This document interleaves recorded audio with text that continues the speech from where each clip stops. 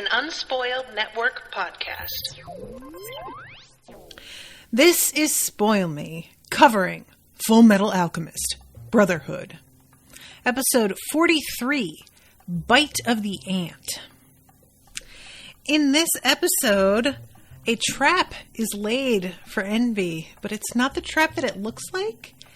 Also, there's a conversation that I find very interesting between the Fuhrer and Hawkeye.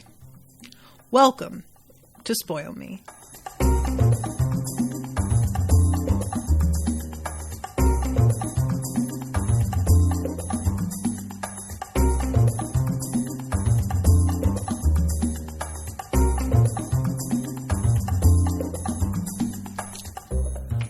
Welcome to the show, everyone. I am Natasha. Thank you very much to Max for commissioning this episode.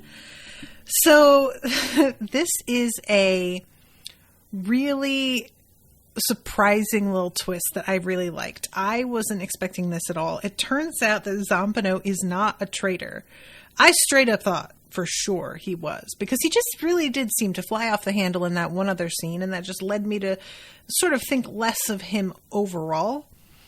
And so I completely fell for this. It was really, really well done. I actually watched the scene twice because the first time, when I don't know at all, I wanted to see if it hit quite as well knowing. And actually, it's even more fun the second time knowing, because Envy is so eager and so smug. You know? So the fact that it winds up backfiring the way that it does, it's like even more satisfying to watch Envy basking in what he is sure is going to be a success, because he is like the one with the power in this situation. So I am very much into the whole idea of pretending that we have set traps that don't actually exist. Because Zampano leads Envy over to them. There's this whole little bit where like Dr. Marco also has to play along and be like, who is this with you? What have you done? Kind of thing, you know? And Envy takes a step forward, and all of a sudden all of this ice comes shooting out of the ground and pierces right through his foot.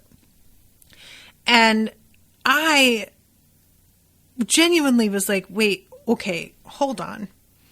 And later on, like, because Envy keeps testing out different spots and it keeps going off, which I put in quotes. And there is a spot where there is a footprint, and Envy is like, well, if it's a landmine, then all I have to do is follow your footsteps and I'll know it's safe. So he puts his hand, or puts his foot, I think, on one of the footprints, and it goes off again. And Dr. Marco says they're set to only explode when touched by homunculi. At this point, I 100% thought we had come up with a completely wild new weapon. So I fell for two things. I want to make that clear. I fell for the okie doke of Zampano allegedly like turning on the team. And I sometimes, you know, like the feeling of, oh, we have made a breakthrough. We have this weapon. It's not only a cool use of alchemy that we have never seen before, it's targeted to homunculi specifically. Guys, I got so excited. Genuinely, I did. I thought we had done something here. But no. The camera pans over, and it is Mei Chang using remote alchemy through the ground, which Envy is not like aware at all that she and Al are over there. When I tell you my little feelings were crushed, I really thought we were about to like turn the tide on things a little bit. And instead, it's just like a trick. And I respect the trick. Don't get me wrong. It absolutely worked. It's everything they needed. But I really got my hopes up a lot on that. So I just wanted to mention it. But anyway, so the whole thing with Envy is honestly, the way it ends is so satisfying and so hilarious. So they've got Envy like wrapped up with these little traps. And then Envy is like, oh, really? You think you want to play that game? How about I just turn into what I actually look like, and I will show you guys what the fuck is going on.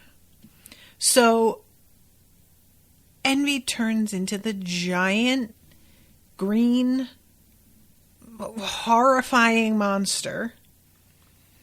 I cannot emphasize enough to you all how much I hate the design of Envy. Like, it's really, really well done, but also absolutely not. No, I just hate it so much. It's so uncomfortable.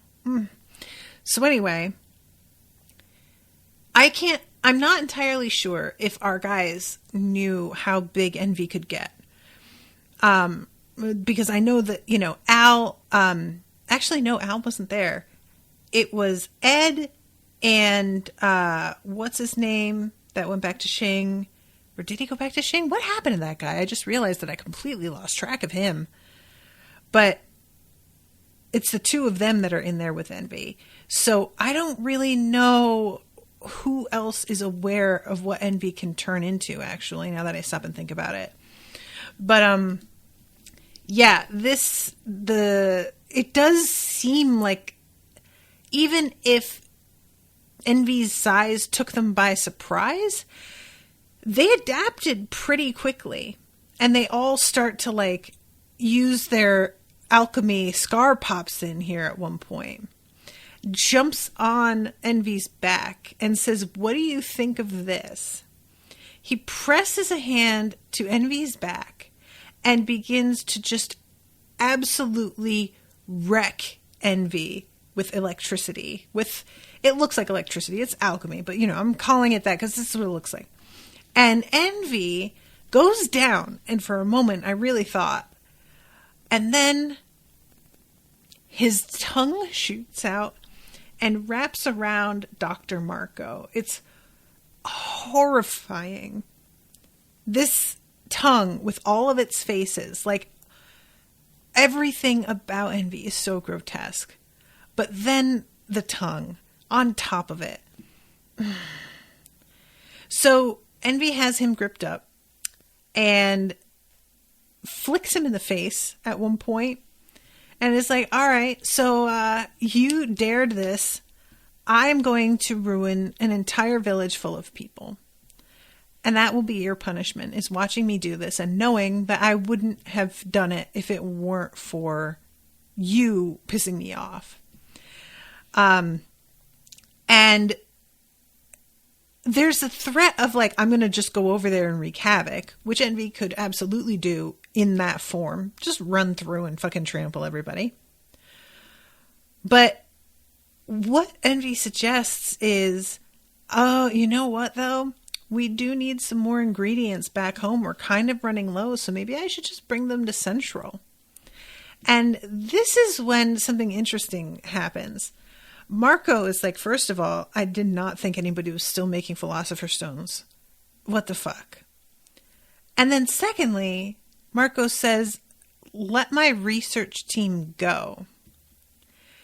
And Envy says it's a little too late to release them now that we've turned them into Philosopher's Stones.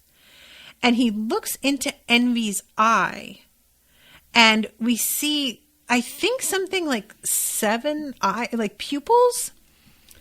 And I think that the suggestion is, let's see, is it 7? Yeah. Is the suggestion that each of these pupils is a Philosopher's Stone, so each pupil represents one of his guys? Because I just want to make sure that I'm getting this. The way that it focuses on that as Envy says it. Envy like opens his eye and points his eye directly at Marco in a way that feels like take a gander.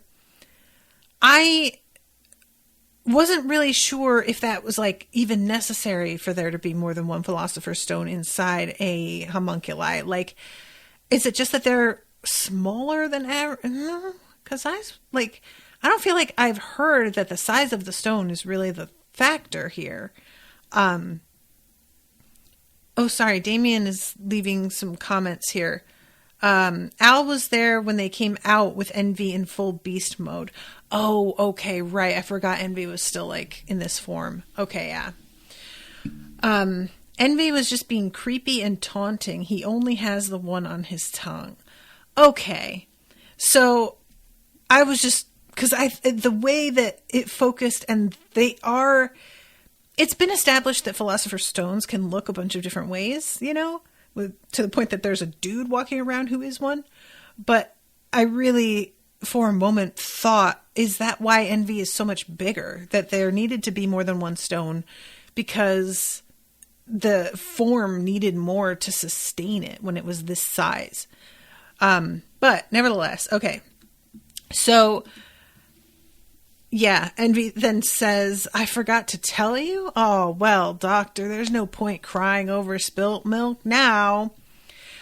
I kind of wish it had been a little bit more established that Marco gave a shit about finding his research team again. I don't know if maybe this was established more than I think and I just sort of missed it. But I was genuinely surprised that was what Marco was asking about here. And it's not like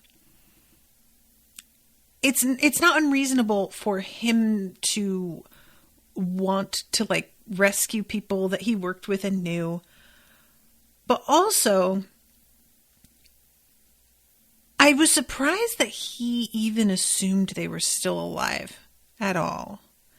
Like, if I were in his shoes and the homunculi seemed so determined to come after me specifically, I think I would have assumed other resources are not available, that it's too late to go after any of the other people who were involved in the making of the stones. So I'm kind of it for them, you know?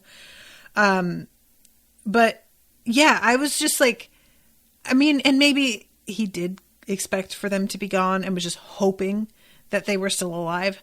But there's a sense of shock in his reaction to Envy saying, they're dead, buddy, that I was just kind of like, man, of course they're dead. Come on, bruh. This happened like ages ago at this point.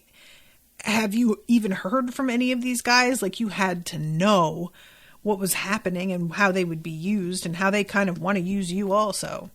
But yeah, Envy at this point is like, I can't believe, by the way, that you have the absolute nerve to sit there and be horrified at what I did with your researchers, considering all of the fucking stones you have made and all of the lives you sacrificed in order to make the ones you were experimenting with. That's a lot of fucking nerve, sir.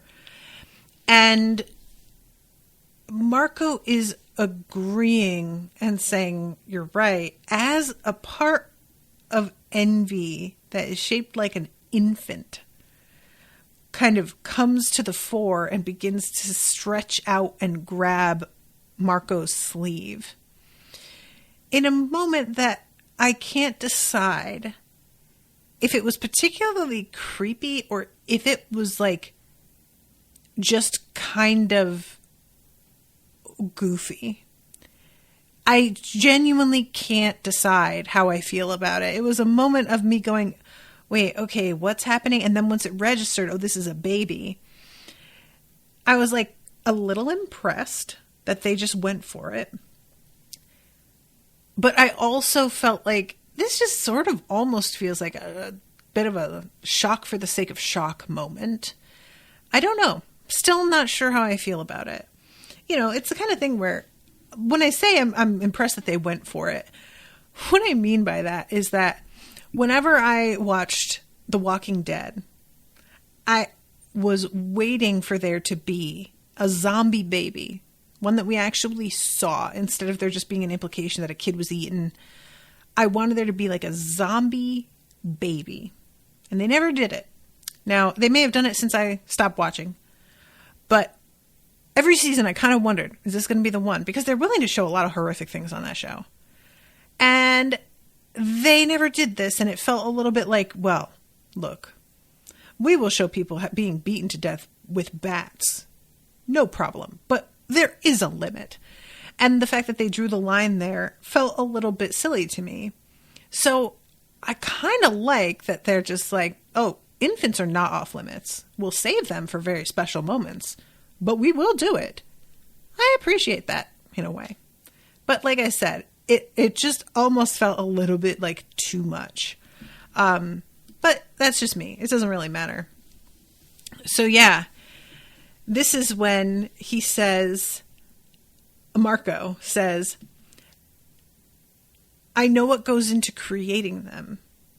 And not only do I know that, I know what goes into destroying them as well. And he takes the glove off his hand, and there is a circle drawn onto his hand, one of the transmutation circles. And he reaches into, I think, into Envy's mouth. Or maybe just touches Envy. It's hard to tell because of the way this is drawn and animated. But Envy begins to absolutely scream. And in the middle of the scream, genuine voice acting here, kids. Screaming like a fucking person being tortured, genuinely. It cuts and does Fullmetal Alchemist. And I almost choked. I was like eating while I was watching, and I started laughing so hard. It felt like the kind of edit you get on TikTok where somebody kind of like cuts themselves off to start the next line because that makes it a little bit funnier. This show with the like Fullmetal Alchemist dropped in the middle, it can be funny anyway, but this by far was the funniest one so far. It felt genuinely like, oh, come on. So anyway, he begins to destroy the Philosopher's Stone, but I don't know how, like, the use of alchemy here apparently is like a pretty recent learn, I'm guessing, or this would have come up earlier. So yeah, he's got his hand in there. We see the light begin to turn from like green to red. And Winry, who is over in the town, they can see the light going up all the way from over there. It's like, it looks like it's at least a mile away. So Envy collapses, and we see like a series of faces pouring out of his mouth and getting smaller and smaller. And it's weird because, like, it starts off as, okay, green monster. Then we have, like, the tongue flesh that's just sort of weird mauve brown. And then as those heads continue to, like, transform, eventually the face that Envy wore most comes out with the, long black hair and everything. And Envy is screaming, how can this happen? I could never be defeated by pathetic creatures like you. And eventually, behind him, his body begins to just dissipate like ash. And Envy screams, don't look at me. Don't look at me, you worms. Until this other tiny creature comes out of his forehead and says, don't look down on me, worms. And it's this weird mini tadpole looking thing. So many questions. First of all, what the fuck? With all due respect. What the fuck?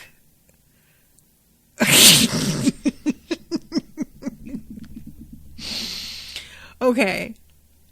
All right. So, first of all, I just want to say, as this was happening, we saw Lust's death, right? But it didn't really hit me because I was so certain, since we saw Greed be remade, we can make a new Lust. It's fine. I just didn't think it was going to be that big a deal. Lust has not come back, so I'm just assuming Lust is actually really gone forever. But I still don't really believe that. I'll be honest. I kind of expect to see a remade Lust. And if we don't, that's fine. I'm not like, I'm not saying that would be good or anything necessarily. It's just an expectation that I have where in any sort of like pop genre like this, people don't stay dead, And the fact that Lust was specifically made, put together, built, I just feel like, yeah, we probably can get another one. Now, the reason for Lust's existence, though, is what kind of gives me pause, is that if Lust was made because Father was like pulling the sins or the like bad impulses out of himself, and then Lust was destroyed, does that mean that like now Lust for him in particular is just gone forever? I don't know. Like when their bodies turn to ash, do they just like sort of vanish into things, or does that energy somehow come back to him? I don't know. But in terms of B. Moore says, to be fair, the entire premise of this show is the brother's mom staying dead. Brother's mom staying dead. True, but that doesn't count because that happens before the show begins, right? Like, it just isn't. And it's really in shows like this, it's like if you have gotten to know a character and like them and something happens to them, most of the time it didn't actually happen to them. However, the fact that, so I really took it seriously when Envy is being attacked, because I had sort of started to let myself believe, well, maybe Lust is really gone, in which case we're really watching Envy die, which is a much bigger deal now that I think I know a little bit more about how things work. But then Envy begins to get progressively smaller and smaller and smaller until there's just this little creature. And this did not happen with any of our other guys. None of the other sins resulted in this sort of like mini, like amoeba base piece of like creature. Am I wrong about that? This is the only time that has happened. So what I'm really curious about here is why, if you destroy the Philosopher's Stone for Lust, that causes Lust to just apparently disintegrate, really like disappear. But with Envy, that doesn't happen. And if this is actually just like the remains of Envy itself, is there a tiny bit of Philosopher's Stone left in him? And that's why he's still here? I just, like, I want to say, okay, maybe Father started off with this like tiny creature and built the homunculi from this, but what is this thing? Like, how would that even work? B. Moore says, so with Lust, she was burned alive and the Philosopher's Stone was just exhausted restoring her.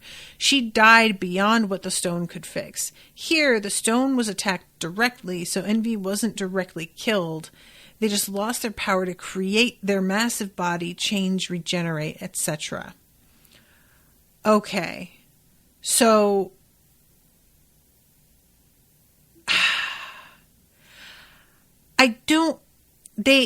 the stone was attacked directly. So Envy wasn't killed. They just lost their power. But if the stone is gone, how, like, I thought that their life came from the stone. I thought that the stone was used to, like, build a sentient being around. So what I don't understand is attacking the stone directly not killing Envy. That's like, you're writing this as if they are two separate beings, and that wasn't how I was understanding this, and I may have just been understanding wrong. So I just want to be really clear about this, that the stone wasn't attacked directly, or the stone was attacked directly, so Envy wasn't directly killed. That suggests to me that this little being was given a stone, but the being already existed. And it was given a stone, and from that was able to, like, have powers. But it like, from what I have seen with the way that Greed was remade, there was an essence from Father that was, like, pulled out and separated and somehow fused with the stone. And that was what gave it life and made it a being at all. So I'm not understanding how they can be separated to begin with. Because, sure, Lust was burned alive and the Philosopher's Stone was exhausted restoring her, but the stone wound up being... Did the stone get destroyed, or did the stone just drop to the ground? The stone was destroyed with Lust, right?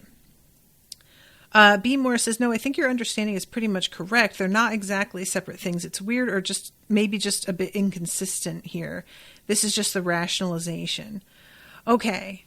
Because, yeah, it's not a big problem. I don't want to get hung up on it. But I did find it kind of weird that the suggestion is there can be a fragment of it that is not only alive and has the same overall personality, but later on, Lust takes control of Yoki's body, or not Lust, Envy takes control of Yoki's body. So this is a tiny being that can still do basically magical shit. And I don't understand how that can be possible if the Philosopher's Stone isn't a factor anymore.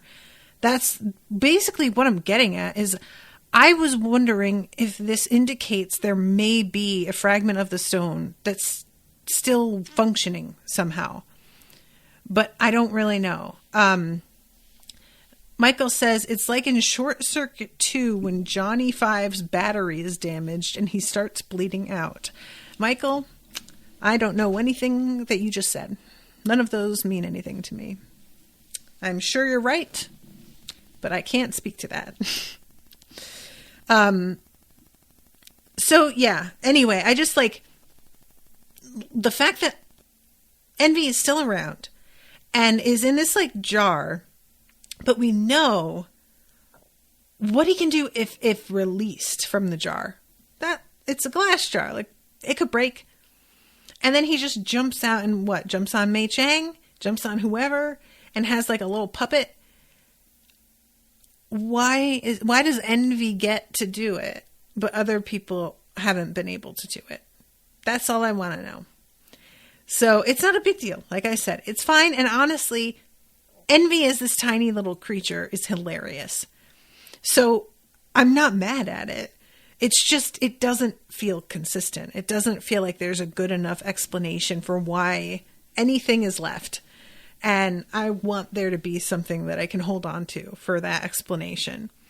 But yeah, Envy just looks hilarious now. A lot more like the dwarf in the flask in some ways because of like, but the voice, the way that they have altered Envy's voice is really funny. And I am always into that. And it did not stop being funny.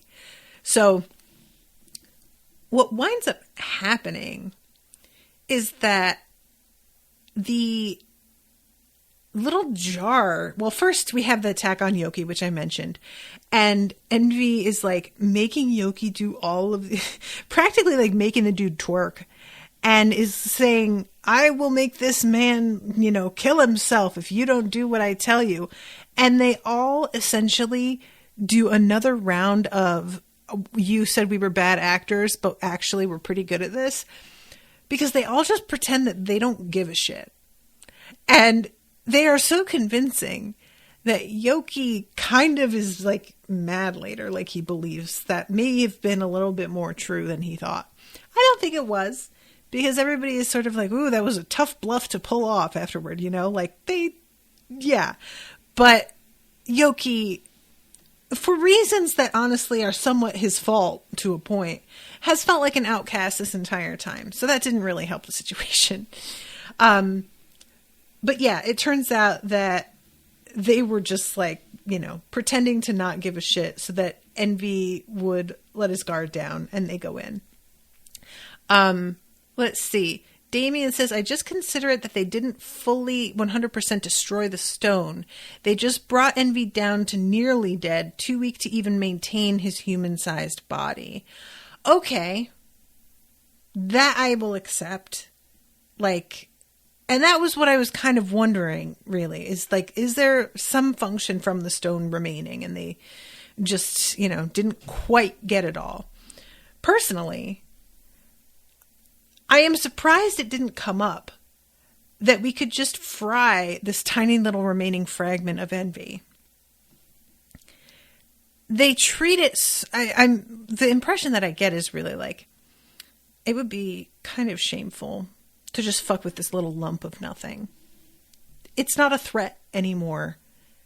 Don't worry about it. It is a threat, though. We wind up seeing that Envy can still do shit. So, burn the thing alive. Go for it again with your hand circle. Just go for it and take care of it and finish it off. But they don't do that. They put it as a pet in a little jar to send off with Mei Chang in a scene that I found really, really weird. This is the one thing that I'm hoping will turn into something that means more later. Because as it stands right now, Mei Chang is getting this weird fragment of Envy to take home as evidence of the possibility of, I don't even remember the way that Scar puts it. Essentially, it's supposed to be proof that immortality isn't possible the way they thought, something like this. Whatever it is, it's meant to be the reward of a type that she has been searching for in order to bring her family honor within their clan, right? And I guess. But I just felt the way that she was packed off really abruptly. And Scar was kind of mean. And was just oh, you want to get involved in everything here now? This isn't your country. Worry about your own people. Do you want to find out that something happened to them and them ask where you were and you say, oh, well, I was worrying about this other country's problems.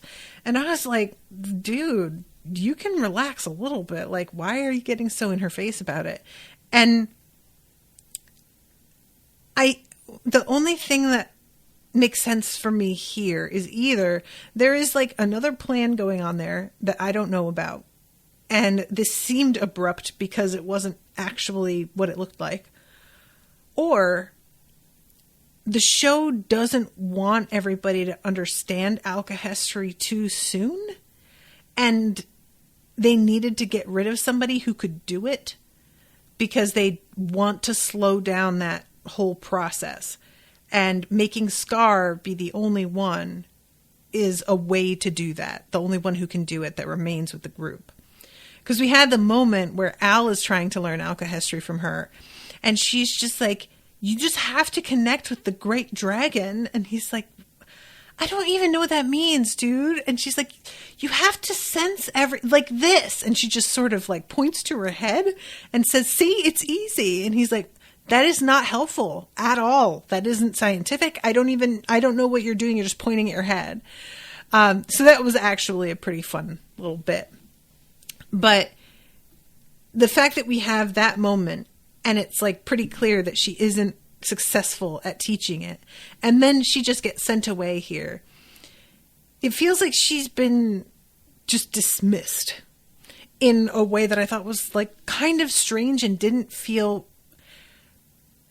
really feel like a good enough payoff for her character. I felt like she deserved better than that after everything, So I'm just going to sort of maintain that I hope something else happens with her. And I feel like we probably haven't seen the last of Envy. If a little piece of Envy survived, I have to assume we are going to see Envy again. That's just the way it usually works out. But we'll see how that gets like folded into everything. So anyway, that whole like, I just got to the part where they're waving goodbye to Yoki and saying, "We'll never forget your sacrifice." I love Yoki looking at Scar and being like, "You won't just stand there and let me die, right?" And Scar literally turns around. Oh my God, this is so funny. I loved this so much. We've accepted the measures we have to take to defeat you. We'll destroy both of you. This man too, if you don't surrender. And Al walks up and just like plucks Envy off his neck. Oh my God. Guys, this show can be really funny sometimes. This is when Yoki just yells, "Damn all of you, how could you? You're dead to me." So anyway, we have a moment too where Envy had said something about how Al, he's talking to Al and says Ed is allegedly missing. And does the whole, like, I'm just going to plant a little seed of doubt here. Hope he's still alive. And they all kind of have to take a bit to wonder what to do and whether they should continue on or whether they should go back and check that he is okay. And Al is like, "Look, my brother would never let a little rumor just make him turn around and undo shit he's been working on. He would trust that I was going to be okay. And I have to do the same thing. We are going to continue to press forward." Scar says, "I'll go my separate way for now. I've realized something about the actions I've taken. I don't intend to simply punish this country for what it did to Ishval.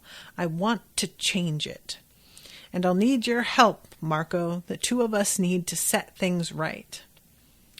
And there's something about that I think is kind of sweet. Like, as much as the whole change things from the inside is, it's like, it sounds like it would work. It sounds noble and proactive. I don't really believe that's effective, really. Like, you intend it to be. But the thing is, an individual inside of an entire system it's really, you have got to be willing to take certain risks of a type that, if anybody would be willing to do it, it would be Scar. But also, how does he get inside when he is Scar? Because he is a very well-known maniac. So it's not, he thinks about, I want to change things from the inside, and he thinks about Miles. And I'm just like, well, you're sure not winding up where Miles is, I'll tell you that much.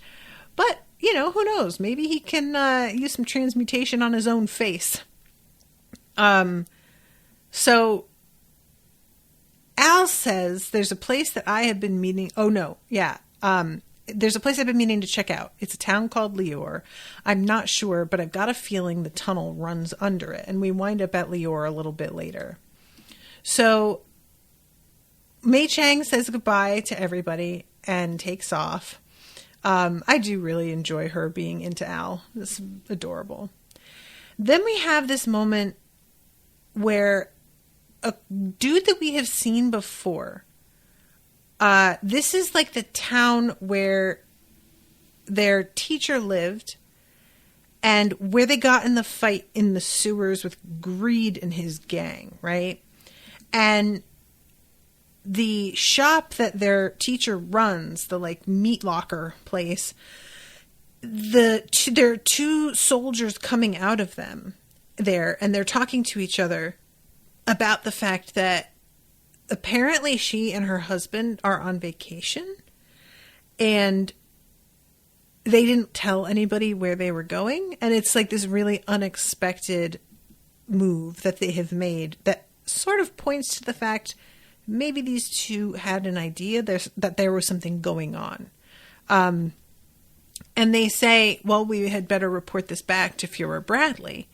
And when they say that, the camera sort of zooms in on the face of the little dude who's like hiding around the corner. And he recognizes the name, and we see a flashback of the Fuhrer standing over Greed's body. And this little dude starts to like shake and realizes who those other guys are with. And he says, I might find Mr. Greed if I follow them. And I just like felt a little bit bad here because there is a Greed. Oh, I said what happened to, what's his name? He got made and he paired up with Greed. That's what it is. But we haven't seen him in a few episodes, so I like completely forgot. But yeah, so this dude is gonna, like, there is somebody out there who is Greed, but he's very different. And I feel sad that this guy doesn't seem to have anywhere else to go. There's like a vibe to me of, I've got to find Mr. Greed because we need him, or I need him because he was able to like do something for me, maybe make him fit in a way that he doesn't otherwise. And this guy, if I'm not mistaken, is some kind of chimera. I don't remember if he's like a frog. I feel like he was something kind of weird. But I just wonder about the connection there, and if there are any others that remain other than this little guy. How much memory does Greed have of the previous life he led? Would he, inside Ling, thank you, Be-More, recognize this guy? Anyway, a lot of questions there. But yeah, he's like, maybe I could follow them. And then he thinks to himself, and sort of hangs back.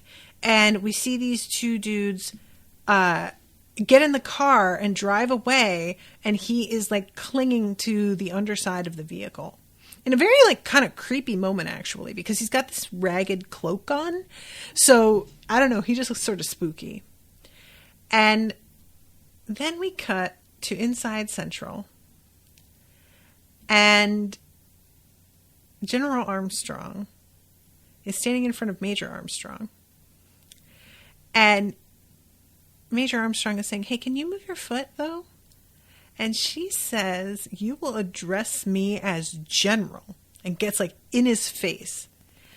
He stands to attention and says, yes, sir, General. And she says, you are as gutless as I remember you being, which is brutal. And then she says, he compliments her people at Briggs for like throwing back the drachma. And she's like, well, yeah, of course they did, because they're badasses and they know their goddamn job. And he says, but won't that hasten the enemy's transmutation circle? And she just says, I don't give a damn. It was their duty to defend the border, and that is what they fucking did. And now they will not attack again, although it's worded weird. It says the drachma won't think twice about attacking again, which normally, when you say they won't think twice about it, it means the moment they have the idea, they will do it. They won't think twice. They'll just think the once, and then they'll do it. But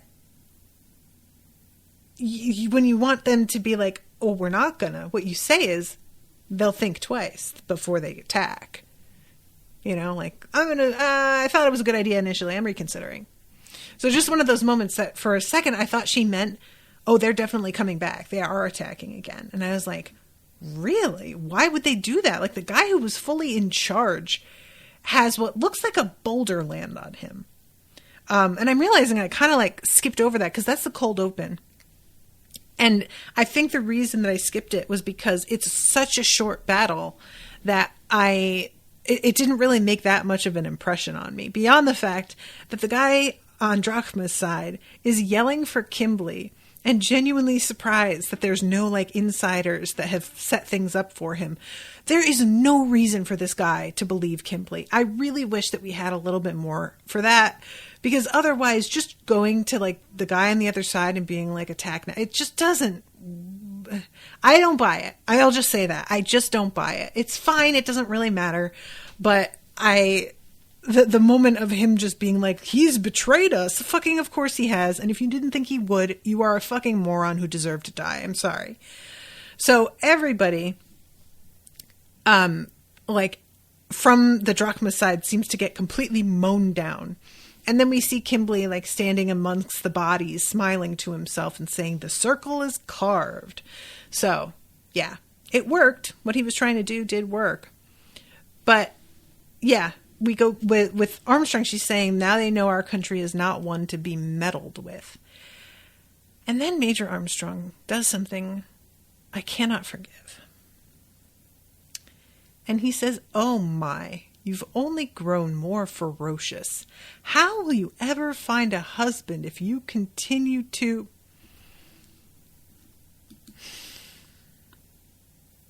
Sir, you have let me down. I was rooting for you. How could you do this? How could you do this? Stop it.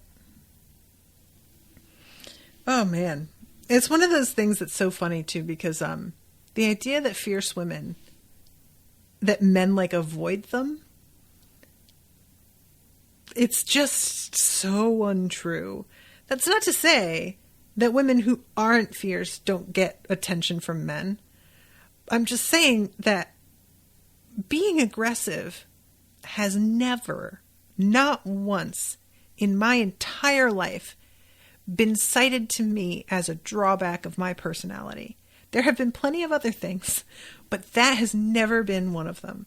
If anything, I think that there is a sort of like a pride in a lot of men that causes them to go after women like me because they want to like get us to go back in our place, if that makes sense, or to figure out if they can somehow like get us to stop being so aggressive, maybe like tame us, or, and this is my favorite, there will be the suspicion of, well, you can't just be that prickly. There's something hidden and warm and sweet and feminine within you. And I just have to get past that hard outer shell to get to the vulnerability. I want to see the real you. And look, like for some of us, there is that side of us. But like not all of us. Some of us are just straight poison through and through. And you can either swallow it and survive or swallow it and die. And that is up to you. So anyway, what I am saying is fierceness, it's only an assistant. It's really only ever seemed to help.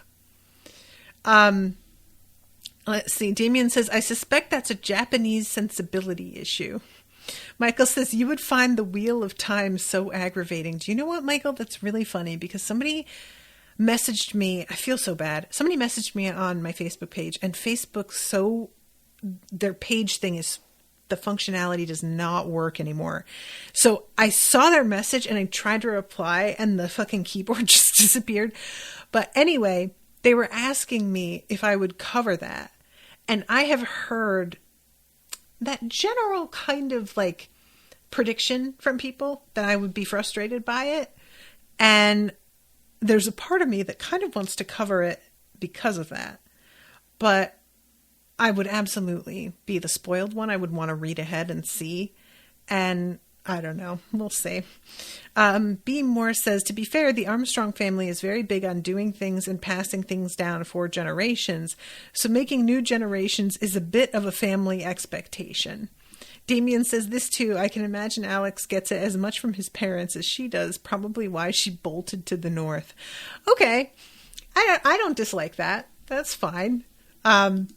But yeah, she yells at him, that's enough of your sniveling, you pansy, and kicks him. And walks away and says, I'm getting out like before I catch your cowardice. And when this dude stops him in the hall and says, is that your brother? She says, I don't consider him my brother, not after he deserted his country in Ishval. And that, I didn't realize that was where this energy was coming from. That she thinks that his desertion is so shameful that she can't forgive him for it. I mean, I don't know how much he has shared about what it was like.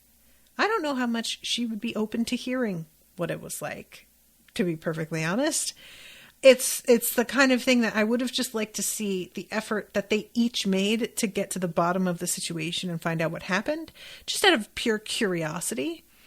The fact that she takes this view of it is, to me, an indicator that she doesn't know all the information. There are some people who they could know all the info and they would still feel this way. And they would just be fucking hardliner. You follow your instructions no matter how unsavory they are. I feel like she has enough honor to her that I don't want to say would have done the same thing he did. He's clearly more soft-hearted than her. But I think if she were there, she would have understood it a little bit more and wouldn't have the same complete contempt for him that she does. I wanted to think for a moment that this was a bit of a show, because we know that she's trying to pretend that she is going to replace Raven, that she is going to be like the Fuhrer's right-hand man now, and that she is completely on board with all the sketchy stuff they're doing. So initially, I was kind of thinking this is meant to signal she has no problem with what happened in Ishval. The fact that he wouldn't go through with it is weakness on his part. I thought it was all like kind of virtue signaling, for lack of a better way of saying that. But then I started to think about the way she reacted to him before. And it just seems like this is truly the attitude she's got with him, you know? So anyway, Stude says, come with me. There's something that you need to see. And he leads her down into this like real weird, low, unlit part of Central. His name is Gardner, apparently. So he says, are you aware with the 3 state-appointed tenets of alchemy? And she says, obey the military. Do not create gold. Do not create people. And he says, yes, reasonings for obeying the military goes without saying. Creating gold would just mess our whole economy up, so that's an out. So what do you think about the reasoning behind not creating people? Why do you think we would enforce that? And she says it's simply unethical, which is one of those like lull moments, because genuinely I have thought this myself, and it has taken so much hammering to get it through to my brain. Ethics is never the actual consideration. It's so rare. It's just not what matters or what's motivating something. It's just so rare. And so her thinking that, like, I completely get it, but it hurt a little to hear her just be like, well, because that would be a fucked up thing to do. Yes, but yes, asterisk. So let's see. Michael says, sure, because creating gold is the only way alchemy would mess up the economy. Rolling eyes. Look, I do wish, because we get the, like, you know, human transmutation is a taboo, yada, yada, yada. I do wish that we got a little bit of a look at what could happen if somebody's transmuting gold. It surprises me that there isn't a little bit more of that happening in the story in general, just as a subplot, that there's, you know, somebody got rich really suddenly. And because, come on, you can say that you regulate gold production as much as you want, but there are a lot of ways for one to get around that and fake finding gold in a mine or whatever. There are just, that one for me sounds like the one that would be the hardest to enforce. You would need to full on spy on people, and it would be really difficult to trace necessarily if they decided to like launder it enough times. So when he mentioned the like gold thing, I kind of felt a twinge of regret, because I was like, that could have been kind of fun to see. Just, you know, we have all these different alchemists who have these big dreams and passions about what they're trying to create, what they're trying to what like boundaries they're willing to cross to get to do shit like make philosopher's stones and like sacrifice human beings. But what about like the small timers who are just like, I just want enough gold. I don't need a big house. I don't need to be like rich in a way that people notice. I just want to never have to work. And they just eke out a little bit of gold with their alchemy, and they just do that. However, I don't know how hard that is. But I don't know how hard it is because I've never seen them do it. So just show me. And, you know, if it's made clear that it's difficult enough, you can just let it go and that's fine. I just want to see it, though. There doesn't seem to be enough of a concern about finances in general for anybody in this story. I want somebody to be like, you know, considering their financial situation a little bit. It would add a dash of reality. B. Moore says, fair, but when doing certain action causes some godlike being to steal your body parts, you could see the phrase ethical having a bit more weight to it. I mean, I don't know how often that happens. That's something that I'm actually kind of curious about. You know, like Ed and Al, it's obviously they're not the first ones because people know what they did for this to occur. But it seems like, for example, with their teacher, she's able to live a mostly normal life and just act as if she has this disability that's an illness that's like genetic or something. And so most people aren't aware of what she did and how this happened to her. So I am curious how widely known the consequences are. But yeah, even so, even with those kinds of consequences, it just doesn't matter because people like this will sacrifice any number of alchemists that they need to finally find one that can make it work. It wouldn't matter. It just doesn't factor. It's just straight up. So anyway, yeah, she says other alchemists regard it as an implicit sacrilege against God. And he says that isn't why. This state has no interest in ethics. They're too much of a variable to use as a guideline. The true reason is far less abstract. The third tenet is to prevent someone from creating their own army. And then we get to see all of these bodies hanging upside down, and they are weird looking. They are identical, first of all. They have a real sort of robot look to them in how angular the bodies are. They're really thin and their like ribs are protruding. And they have a red kind of crest on their heads. I'm not sure if that is... And it travels like down their chests.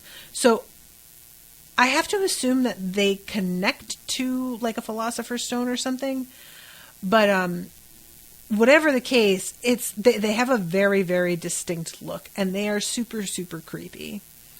And the episode ends with this guy's like light lenses flashing as all sinister men who wear glasses in these shows do have. They have to have the light glint off.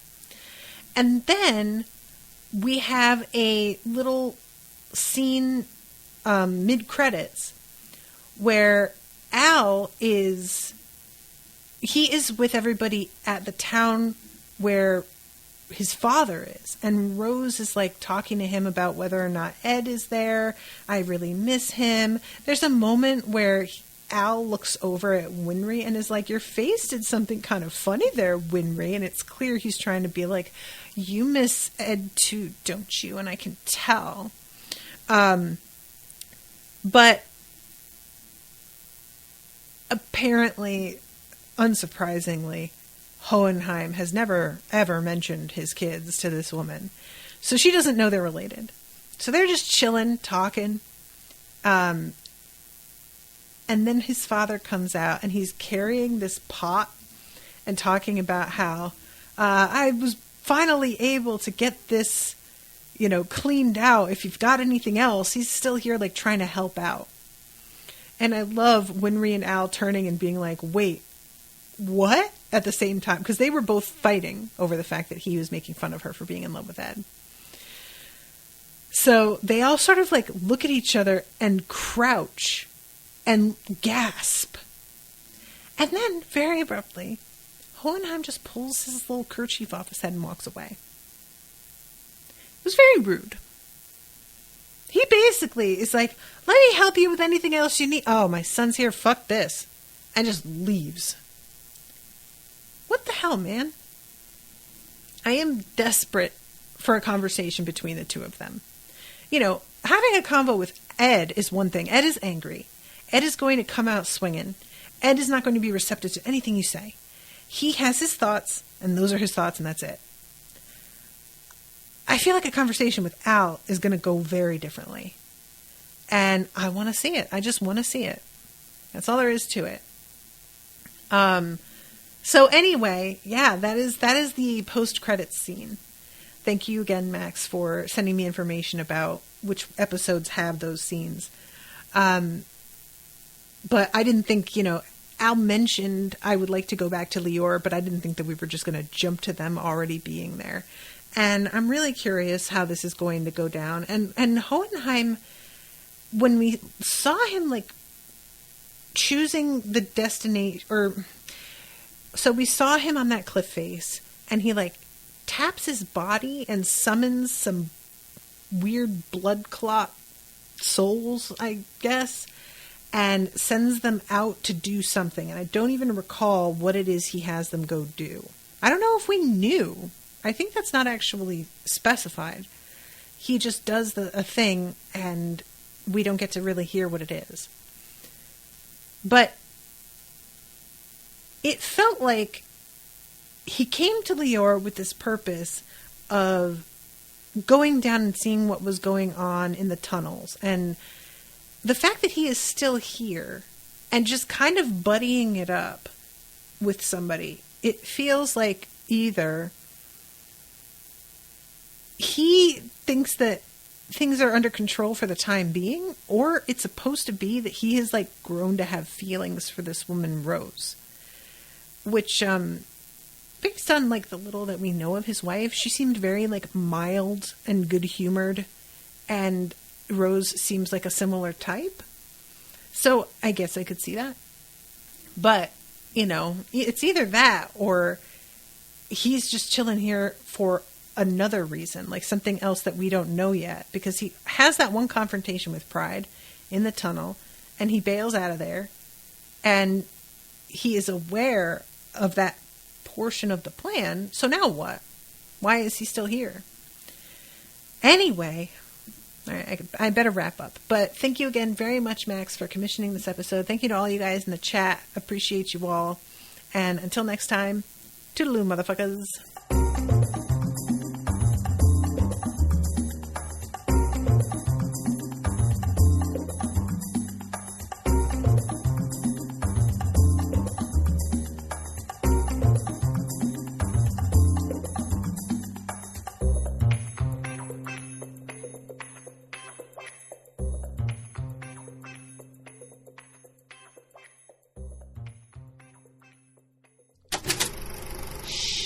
That was an Unspoiled Network podcast.